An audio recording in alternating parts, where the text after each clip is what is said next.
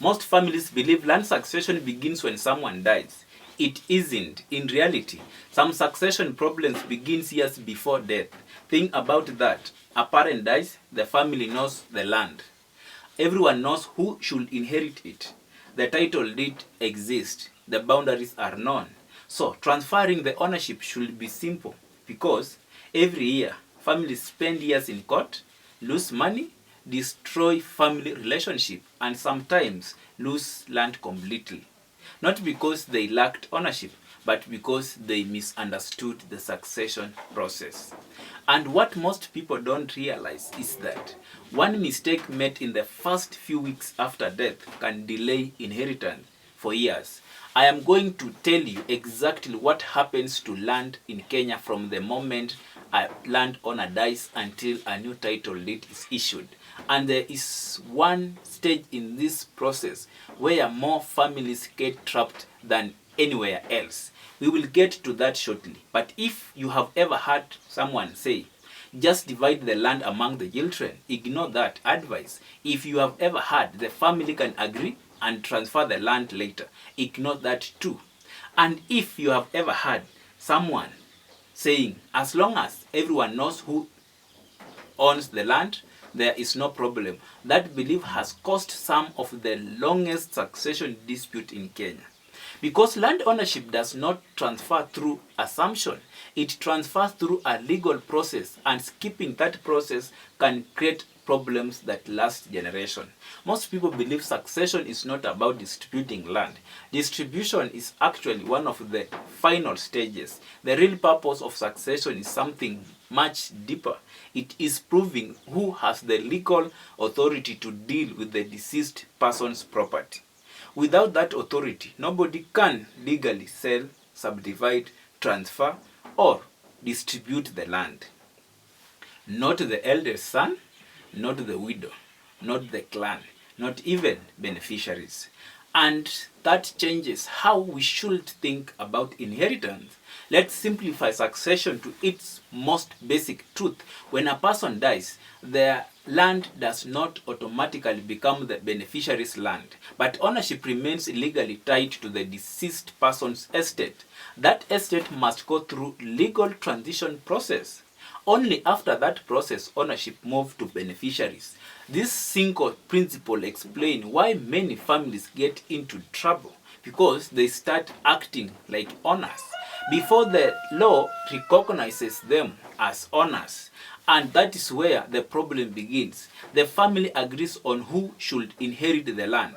Everyone is cooperative, no dispute, no conflict, no objection. Years later, the land is still in the deceased person's name. How does that happen?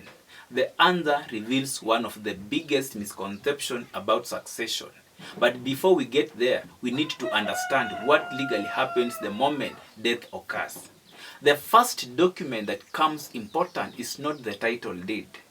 Most families immediately start discussing land. You should start by securing documentation. The first document that comes important is not the title deed. Most families immediately start discussing land. You should start by securing documentation. Without proof of death, succession cannot begin. This sounds obvious. The death certificate becomes the foundation upon which the entire succession process rests.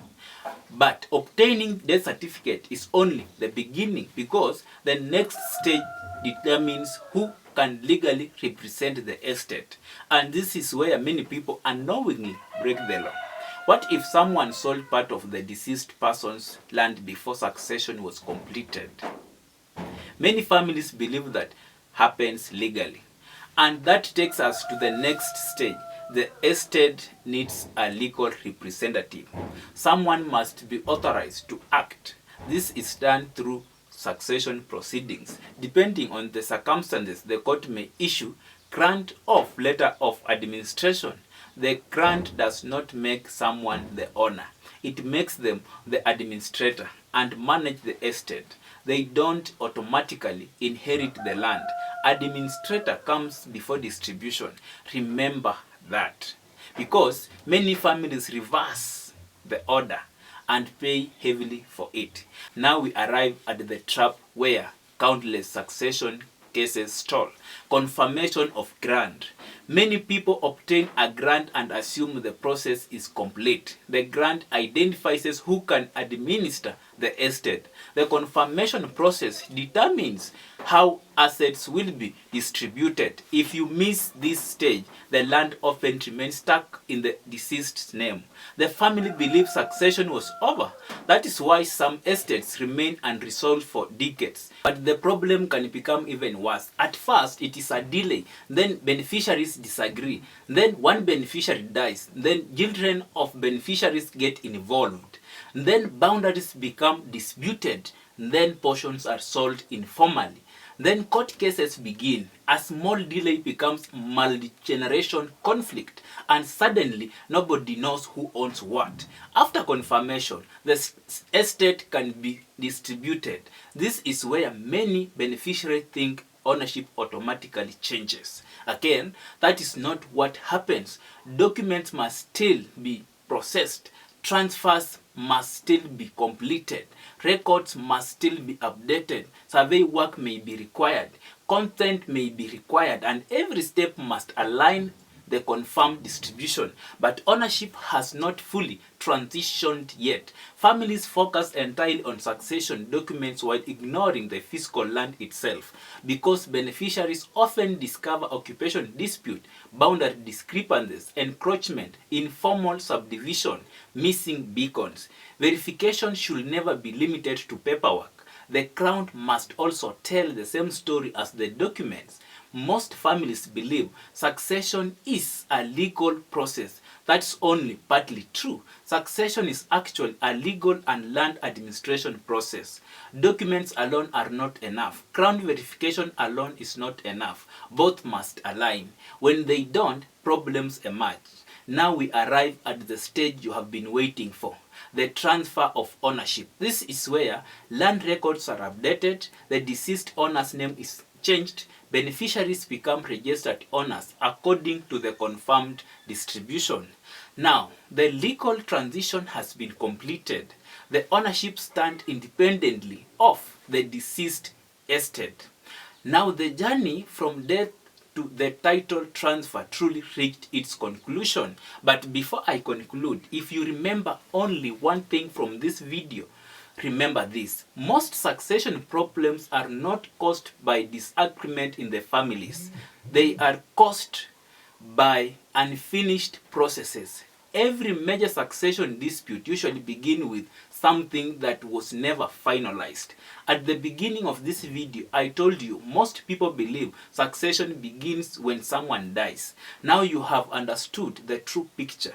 Death starts the process, but documentation, administration, confirmation, distribution, and transfer complete it. Missing even one step can leave families trapped for years. Now, the journey from death to the title transfer truly reached its conclusion. But before I conclude, if you remember one thing from this video, remember this. Most succession problems are not caused by disagreement in the families. They are caused by unfinished process. Every major succession dispute usually begins with something that was never finalized. At the beginning of this video, I told you most people believe succession begins when someone dies. Now you have understood the true picture. Death starts the process, but documentation, administration, confirmation, distribution, and transfer complete it. Missing even one step can leave families trapped for years. You may have been looking at succession as a family discussion. You are now looking at it as a structured legal and land administration process. That shift alone can prevent costly mistakes because inheritance is not simply about receiving land. It is securing ownership correctly.